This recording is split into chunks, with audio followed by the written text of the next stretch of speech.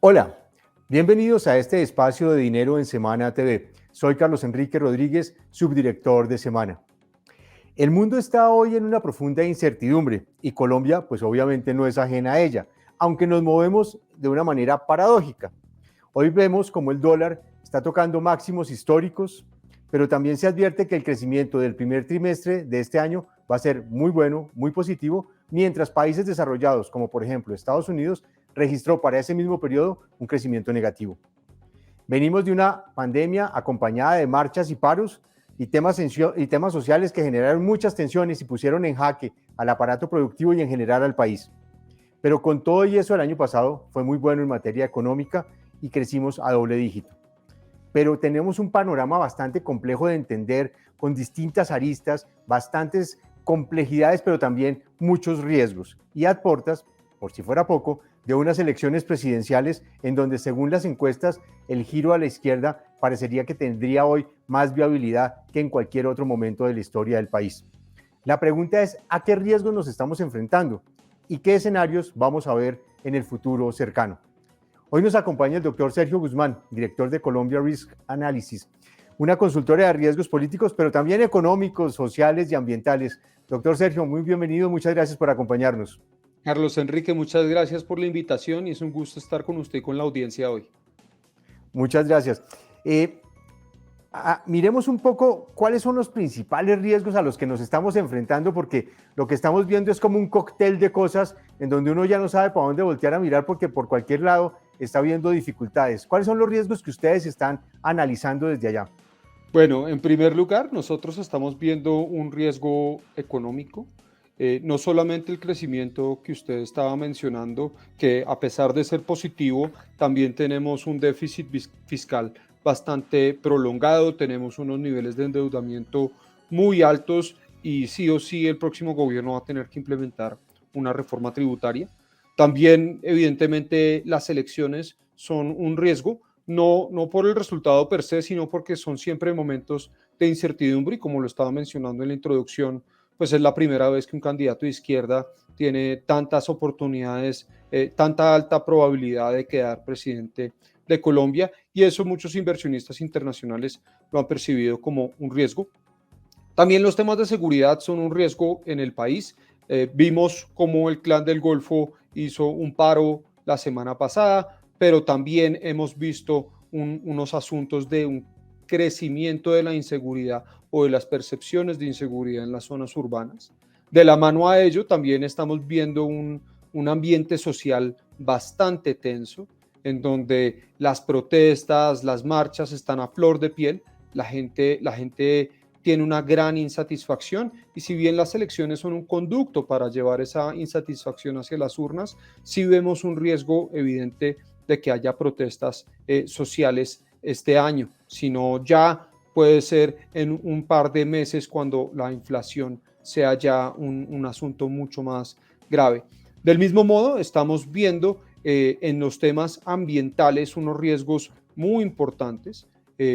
Porque el calentamiento global es una realidad y también de la mano del calentamiento global, los cambios climáticos y la erosión de las tierras hacen que nuestro país sea uno de los países con más riesgos asociados al cambio climático, no solamente los huracanes, las tormentas, el fenómeno de la niña, sino también los deslizamientos que pueden poner en jaque un poco el sistema productivo del país. Estamos viendo en este mismo momento cómo los derrumbes han paralizado el tráfico entre el centro del país y el occidente del país en el túnel de la línea y la carretera por el Alto de Letras. Entonces estos son todos riesgos que en mayor o menor medida están materializándose. Miremos algunos de ellos muy puntualmente. Arranquemos por el tema económico. ¿Qué tan vulnerables estamos nosotros hoy a esos choques externos? Estamos hablando de una guerra en Ucrania y en Rusia, estamos hablando de una posible recesión o desinflación en países como en países de Europa o en el mismo Estados Unidos, pero nosotros aquí, como mencionaba al principio, seguramente en el dato de la próxima semana del primer trimestre vamos a tener una cifra bastante interesante de crecimiento. ¿Qué tan cerca o qué tan lejos estamos de que ese coletazo nos pegue o seguimos con ese viento de cola que traemos del año pasado?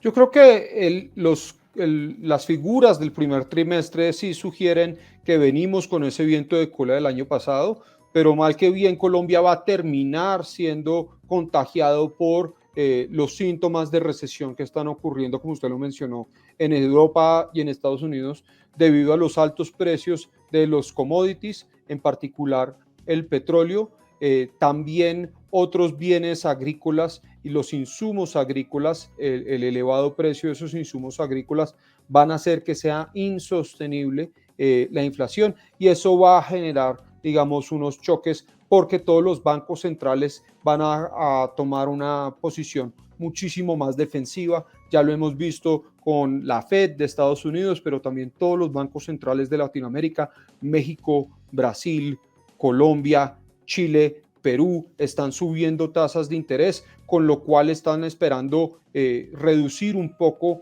la inflación. Pero como estábamos mencionando justamente, este es un choque externo que internamente y domésticamente no se va a poder franquear. Entonces, a pesar de tener un muy buen primer trimestre, es muy probable que el segundo trimestre, no solamente por los temas electorales que causan mucha incertidumbre y generan un efecto timing de los inversionistas, sino también el contagio que pueda haber de las economías exteriores hacia nuestro país. ¿Usted cree que Colombia, o en general la región, pero particularmente Colombia, podría caer en el futuro en una etapa de recesión o de estanflación? Y si es así, más o menos ¿para cuándo? Bueno, predecir la recesión o la estagflación es muy difícil. Yo no me atrevería a hacerlo. Lo que sí yo diría son varias cosas. En primer lugar, el crecimiento de la inflación en el país está generando una presión social muy grande. Ya vimos que para este último mes la inflación ya llegó al 9%. En muy poco tiempo la inflación se estará comiendo el aumento del salario mínimo que fue decretado en diciembre, y el poder, digamos, el salario real de los colombianos va a empezar a contraerse al final de este mes, por ejemplo. Eso va a empezar a generar un malestar social muy grande, pero acompañado de eso, en particular, las decisiones de inversión extranjera directa podrán simplemente tomar un efecto de pausar hasta conocer los resultados de la elección presidencial para decidir si tomar riesgos o no en el país. Y eso podría sí causar un freno a la situación económica del país, ya sea a final de junio o principios de julio de este año.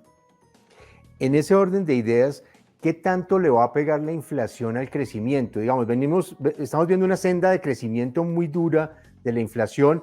Algunos pensaban que el techo iba a ser en abril, otros piensan que el techo va a ser en mayo. La pregunta es, ¿qué tanto nos va a afectar a nosotros en materia de crecimiento? Y si esa senda, después del segundo semestre o en el segundo semestre, va a empezar a caer.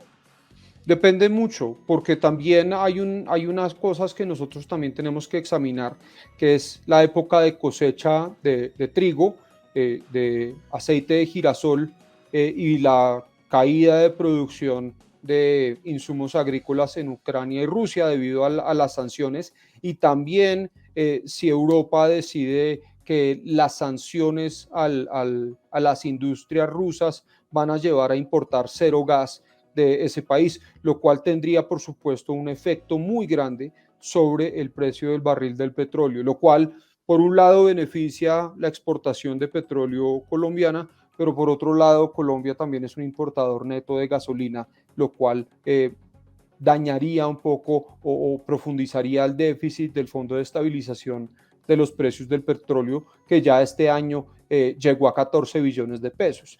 Entonces, de cierta forma, estos choques externos y cómo vayan a entrar por eventos políticos o simplemente por la vendimia en Ucrania y Rusia, que no se va a dar y no va a ser tan prolongada, podría esperarse hasta octubre y septiembre. Usted mencionó un tema muy interesante que a mí me parece que es que Colombia no le ha puesto todavía mucha atención, y es el tema de los combustibles. Hoy estamos hablando de una inflación que superó el 9%, que está muy alta, jalonada pues por alimentos que vienen, aunque algunos vienen cediendo, por regulados y demás, pero el precio de la gasolina, si no existiera el Fondo de Estabilización del Petróleo, el galón que conocemos a 9.000 pesos debería estar en 16.000. Entonces uno lo que estaría viendo es que el gobierno o el país cambió una estrategia fiscal para evitar un tema de inflación. O sea, vamos a patear ese déficit que usted menciona de 17 billones que seguramente al cierre de este año podría superar los 20, 22 billones de pesos, para adelante a mirar cuándo los vamos a pagar y después miraremos también cuál va a ser el escenario de cómo ajustamos esa inflación que tenemos que soportar. Hoy por hoy creo que el precio de la gasolina en Colombia es de los más baratos de la región. Sí, de hecho, de los más baratos del mundo. Hay una página web que se llama Global Gasoline Prices y dice que Colombia es el país con el número 22 país con la gasolina más barata del mundo. En Latinoamérica solo nos superan Bolivia y Venezuela, ¿sí? Perú es el país con la gasolina más cara del continente. Entonces, pero de hecho, si usted se pone a pensar, eliminar los subsidios a la gasolina es uno de los indicadores más rigurosos para determinar si va a haber un estallido social o no. Es algo que ocurrió, por ejemplo, en Ecuador, es algo que ha ocurrido en Chile, es algo que ha ocurrido en Brasil, etcétera, etcétera, etcétera. Y como usted mencionaba, si el déficit del Fondo de Estabilización de los precios del petróleo llega a 22 billones de pesos hacia el final del año, esos son 3 reformas tributarias, no ya no una del tamaño de la del 2021, sino 3 reformas de ese tamaño. Es decir, el reajuste fiscal que tendría que hacer el país es muy significativo. Y lo que nosotros estamos viendo particularmente, Carlos Enrique, es que todos los candidatos presidenciales tienen un plan fiscal expansionista, no un plan fiscal para cortar gastos, sino para expandir el gasto fiscal. Eso en todos los casos, en cualquiera que sea, va a expandir el déficit fiscal del país y probablemente generará una reacción, ya sea de las calificadoras internacionales, de los mercados de capital internacional y, por qué no, también de los inversionistas. Ok. Bueno, ya que se metió al tema político, pues entremos al tema político de una vez. Bueno, no, antes de entrar al tema político, el último tema económico que me parece que es fundamental. ¿Usted hasta dónde cree que va a llegar el precio del dólar? Porque se está dando una cosa que por lo general no se daba, y era el precio del dólar subía, pero el del petróleo caía. Acá lo que estamos viendo, más o menos, es que el precio del petróleo también se está recuperando casi que en paralelo al petróleo, al precio del dólar, aunque había venido normalizándose un poco por encima de 100. Llegó a 130, pero bajó y se estabilizó ahí, pero está a un precio bastante alto. ¿Cómo va a ser el dólar? ¿Hasta dónde va a llegar? Mire, primero que todo, no quiero comprometerme a un número porque a varios analistas económicos les han dado muy duro en redes sociales por atreverse a hacer lo mismo. Pero yo lo que sí le digo es lo siguiente. Según la banca de inversión JP Morgan, si Europa decide cortar el chorro de gas a Rusia, el precio del petróleo se podría disparar hasta $185. Entonces, si el precio del petróleo sube a $185, eso tendría, por supuesto, una presión inflacionaria muy grande. Y a pesar de Colombia ser un exportador de petróleo, como había mencionado, somos un importador de gasolina. Y esa relación causaría una devaluación del peso bastante grande. Entonces, yo creo que, dadas las condiciones geopolíticas, la presión está para que la moneda, el peso colombiano, continúe devaluándose, a pesar de los esfuerzos del Banco de la República para estabilizar los precios y para subir las tasas de interés. Yo creo que el Banco de la República puede ser más agresivo en eso, pero obviamente durante un muy apretado calendario electoral, yo creo que el Banco de la República está optando más bien por la prudencia, que también me parece una herramienta hábil. Ok, pasemos ahora sí al tema político. Y antes de arrancar con las elecciones presidenciales, quiero conocer su opinión de cómo quedó el Congreso. ¿Usted qué cree que va a pasar con el Congreso después de las elecciones del 13 de marzo? Pues es un Congreso dividido y claramente, digamos, vamos a empezar a ver cuáles son los puntos de quiebre del Congreso, tanto en Senado como en Cámara, y las historias son un poquito diferentes. En el Senado, el partido Cambio Radical y el partido de la U son las bisagras y son quienes van a decidir si hay mayorías o no. Y el partido de la U y Cambio Radical ya firmaron un acuerdo para votar en bloque la mayoría de las cosas. Es decir, para poder pasar leyes, sí o sí, el próximo gobierno va a tener que vérselas con Germán Vargas Lleras y con Dilian Francisca Toro. Gústeles o no les guste. Eso va a implicar una cierta moderación de cada uno. Y crucialmente el Senado va a discutir dos cosas súper importantes muy temprano en su periodo. La primera es la decisión del Contralor General de la República. La segunda es la elección de un nuevo magistrado de la Corte Constitucional. La tercera, por supuesto, que será en Senado y Cámara, será cómo se va a votar el Plan Nacional de Desarrollo del próximo gobierno, lo cual nos empezará a mostrar distintas líneas de choque entre los distintos partidos políticos. En Cámara la historia es un poquito distinta porque en Cámara el Partido Liberal sí es el partido bisagra.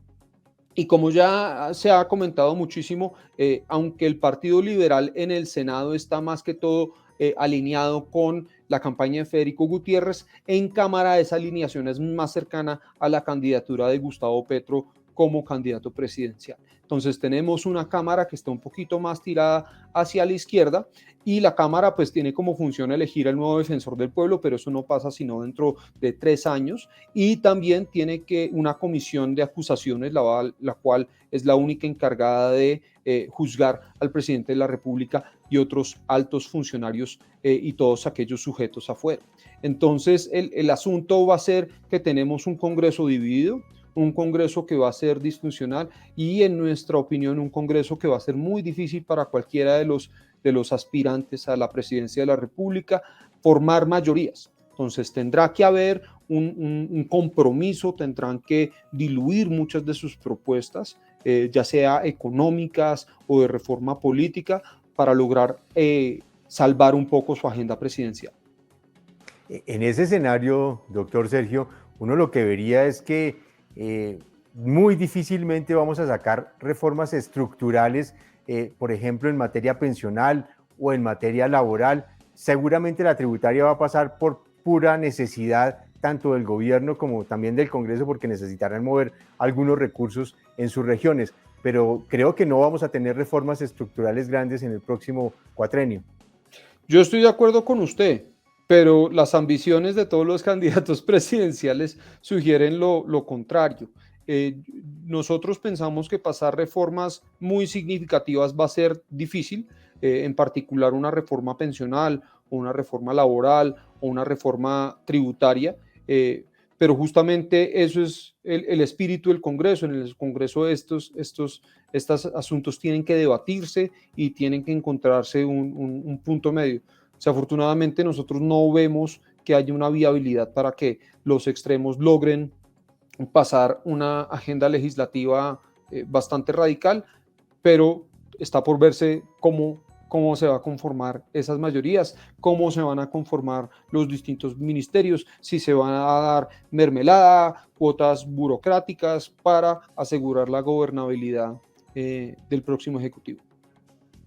Ok, perfecto. Ahora sí miremos la elección presidencial.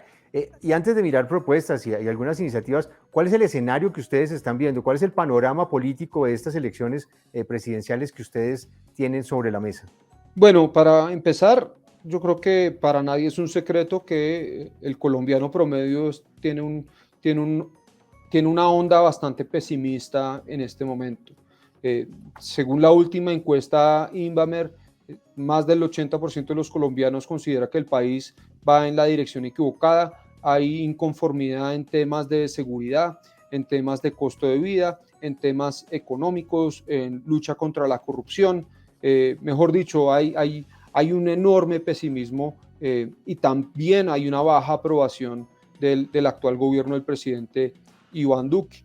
Y este ambiente de pesimismo en una elección que ha sido marcada por una dinámica cambio-continuismo, pues favorece al continuismo y no al cambio.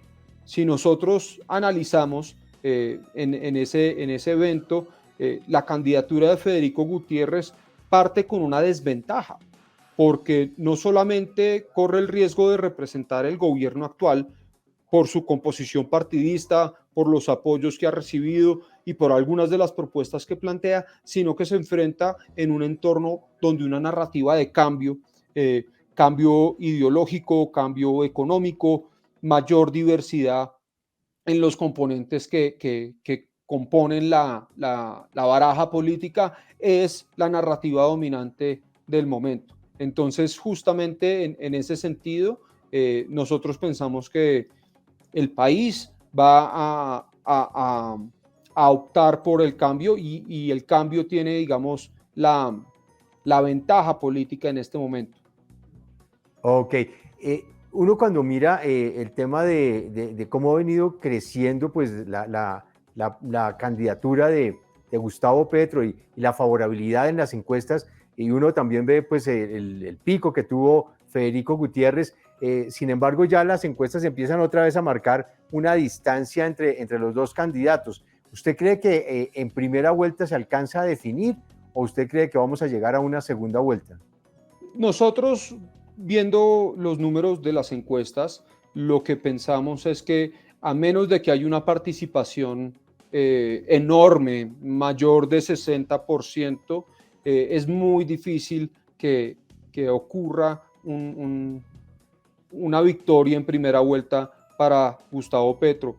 Para poder afirmar que sí, las encuestas tendrían que estar redondeando el 44 o 45% para Gustavo Petro para que estuviera dentro del margen de error y ya que, digamos, dependiera mucho más sobre la participación del día de la elección que eso pudiera ocurrir. En cambio, lo que estamos viendo es que Gustavo Petro registra por encima del 35%, pero abajo del 40% en la mayoría de las encuestas y según nuestro índice agregado de preferencia electoral, se encuentra cerca del 38% Gustavo Petro en este momento. No creo que le dé para ganar en primera vuelta, pero sí definitivamente ya tiene un pie en segunda vuelta Gustavo Petro. ¿Qué significa para el país o qué podría significar para el país en materia social, económica, la llegada de un candidato de izquierda a la presidencia de la República, en un contexto donde ya vimos Perú, ya vimos Chile y estamos viendo un poco como esa mirada hacia ese giro a la izquierda que está dando la región?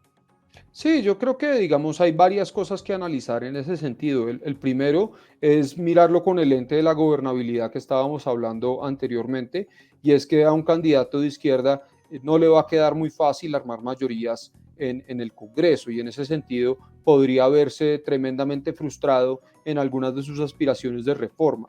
Esto, digamos, es un obstáculo que Gustavo Petro ha reconocido en varias ocasiones, a pesar de que el pacto histórico tenga un número importante de senadores y un número muy importante de representantes a la Cámara. A pesar de eso, lo que estamos viendo en la región es que a los presidentes, cuando no tienen mayorías, como es el caso de Pedro Castillo y también como es el caso de Gabriel Boric en Chile, no han logrado introducir las reformas tan grandes que han tenido. Y además de eso, la situación económica, el crecimiento de la inflación, también se ha manifestado digamos, en una estrepitosa caída en las encuestas de aprobación en esos países y en algunos casos incluso también llevan a la protesta social. Entonces, independientemente de quién sea el presidente, esta presión económica que se está creando, que habíamos explicado antes en este episodio, pues va a afectar la candidatura pues los inicios de la presidencia de Gustavo Petro de ser elegido ahorita en junio. Una de las cosas que estábamos mencionando hace unos minutos era el tema del precio del petróleo y que de alguna manera le ha ayudado a Colombia a mantenerse y a sobreaguar en medio de este panorama tan complejo que está pasando en el mundo. Sin embargo, y algunos, de hecho algunos analistas están hablando de podríamos estar de alguna manera con esa tensión entre Rusia y Europa en un superciclo de commodities que podría llegar eventualmente. ¿Cómo podría administrar Petro un superciclo de commodities cuando pues ha dicho que no quiere seguir explorando petróleo y que quiere hacer una transición mucho más rápida para marchitar el tema de la industria fósil? De acuerdo, y yo creo que, digamos, eso va a afectar a Colombia más en el largo plazo que en el corto plazo, porque parte de la propuesta de Gustavo Petro no es detener la producción, sino detener la exploración o los contratos de exploración hacia futuro. Entonces Colombia en el corto plazo va a continuar beneficiándose de ese superciclo de los commodities y de los altos precios del petróleo, y eso va a generar unas rentabilidades para Ecopetrol bastante importantes. Y Gustavo Petro, igual el actual gobierno, han propuesto que Ecopetrol participe de una forma bastante abultada en los programas de transición energética, lo cual puede también abrir unas oportunidades nuevas. Sin embargo, el alto precio de la gasolina, como habíamos mencionado, por las situaciones geopolíticas, sí va a continuar afectando a Colombia de una forma desproporcionada, y eso va a afectar la inflación que hay en el país. Entonces, a menos de que Colombia pueda exportar más petróleo, generar nuevas fuentes de petróleo, desarrollar iniciativas como el fracking o los yacimientos costa afuera, para tener unas reservas petroleras que podamos exportar y podamos aprovechar ese superciclo de commodities, entonces la economía de Colombia no va a crecer a un ritmo muy superior aprovechando ese superciclo de los commodities. Es muy sencillo: o producimos más petróleo, o pagamos más impuestos, o nos endeudamos más. No hay una tercera opción. Pasemos un poco al tema social, doctor Sergio, y es que hay una gran tensión que está latente ahí, y uno lo ve con los resultados que se han dado, que realmente a veces son bastante complejos de analizar. Uno ve el mejor crecimiento en la historia de la economía del año pasado, y cuando uno mira el nivel de pobreza, apenas se medio recuperó. 2 millones de personas que cayeron en la pobreza en pandemia no salieron de ahí, solo salió 1 millón y pico, y fue el mejor año de la economía. El empleo, como decimos acá nosotros, mientras el crecimiento de la economía va por ascensor, el empleo va por escalera y no eléctrica. Y entonces el tema es que se está generando una mayor desigualdad, y esa tensión social pues se va a mantener vigente en lo que está pasando. Independientemente del candidato que gane, Petro, Federico Gutiérrez, Sergio Fajardo, Rodolfo Hernández, cualquiera de ellos, ninguno va a tener la respuesta para el 8 de agosto, y en el 8 de agosto vamos a empezar a ver las exigencias de una población que está pendiente de qué respuesta le van a dar. ¿Cómo usted está viendo ese escenario que para mí particularmente es muy complejo? Por eso es que nosotros estamos pensando que eso va a desembocar en protestas sociales, pase lo que pase. Y cómo el gobierno próximo maneje la protesta social va a ser un punto fundamental de entender cuál va a ser la relación de ese gobierno, no solamente con la policía y las fuerzas militares, sino también con los grupos de oposición que protesten al gobierno. Entonces, eso va a mostrarnos un poquito qué camino va a tomar el próximo gobierno en cuanto a eso. Pero las preocupaciones que usted acaba de poner sobre la mesa son preocupaciones que nosotros compartimos, y son cosas que nosotros somos conscientes de que no hay respuestas, y ningún candidato está promoviendo una respuesta, porque nadie tiene necesariamente la herramienta primordial, ¿sí? Colocar subsidios a los alimentos o favorecer a los productores domésticos y no a los productores internacionales tiene unas consecuencias, ¿sí? Dar subsidios a los insumos agrícolas también tiene unas consecuencias. Ofrecer subsidios y expandir los subsidios del programa Adulto Mayor, del programa Jóvenes en Acción, de Familias en Acción, también tiene unas consecuencias. Y eso que no hemos empezado a hablar de ingreso solidario, que expira al final del año. El próximo presidente también tendrá que tomar una decisión sobre qué hacer con esos subsidios. Indudablemente, la decisión que tome puede llegar a ser impopular, ya sea frente a los inversionistas internacionales y las agencias de calificación, o frente a la gente que, como usted lo mencionó, percibe una mayor desigualdad, está comiendo menos, está con unos índices de pobreza multidimensional más altos, y tiene cada vez más rabia y desasosiego con el gobierno. La inversión extranjera, ¿ustedes están viendo que se va a ralentizar, que se va a estancar en un escenario, por ejemplo, de la llegada de Petro al poder? ¿O los inversionistas extranjeros están tan acostumbrados a lidiar con tensiones en distintos países que pues somos una bandera dentro de su portafolio grande de inversiones? Pues eso segundo que usted dice es muy cierto y su portafolio grande de inversiones, particularmente en los mercados emergentes, acaba de tomar un golpe enorme con la guerra de Rusia y Ucrania. Y gran capital de Rusia y Ucrania ha tenido que salir de esos países y está encontrando en Latinoamérica un destino de inversión de refugio, pero también está encontrando en un Estados Unidos que tiene unas tasas de interés mucho mayores, también un lugar atractivo para poner su dinero. La pregunta es cómo Colombia va a hacerse atractivo para atraer esos capitales internacionales, y eso es promoviendo la seguridad jurídica, manteniendo, digamos, la protección de la propiedad privada y la estabilidad fiscal que tenga el país. Eso es fundamental para los inversionistas internacionales cuando están tomando decisiones de inversión. Si usted tuviera en este momento a los candidatos con mayor opción al frente, y usted desde el punto de vista del análisis de riesgos que ve, ¿cuál sería el mensaje que les daría? Yo les diría que tienen que priorizar la estabilidad fiscal del país, que es muy importante y que no pueden hacer promesas que no pueden cumplir, porque eso en últimas va a generar una insatisfacción enorme por parte del electorado por las expectativas que estén fijando. Y eso indudablemente no va a desembocar en ningún bien. Y también un poquito que le bajen a la retórica, porque estamos en verdad en un punto en donde discutir se ha vuelto muy difícil, llegar a consensos es muy difícil, y tratar de priorizar la unidad nacional y el propósito nacional parece ser inconcebible en este momento. Entonces necesitamos unidad, necesitamos todos ir para el mismo lado, y la crisis económica que se nos viene, pues puede ser una de las pocas cosas que nos logre unir como país.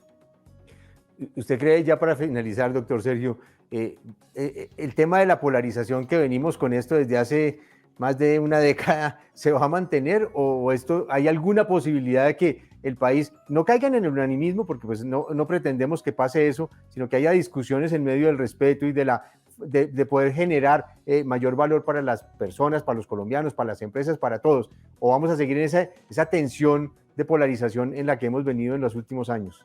Sí, la verdad es que yo no soy optimista frente a eso.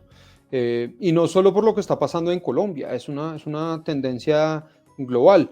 Brasil está pasando por algo muy similar, Chile está pasando por algo igual, en Estados Unidos también hay un alto nivel de polarización, Francia también está cruzando por lo mismo. Entonces yo en realidad no tengo esperanzas de que haya una gran unidad nacional, y eso es muy desafortunado. Muchísimas gracias, doctor Sergio, muy amable por acompañarnos en este programa. A ustedes mil gracias por la invitación. Muy grata conversación.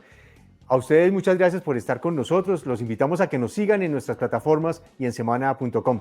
Nos encontramos la próxima semana.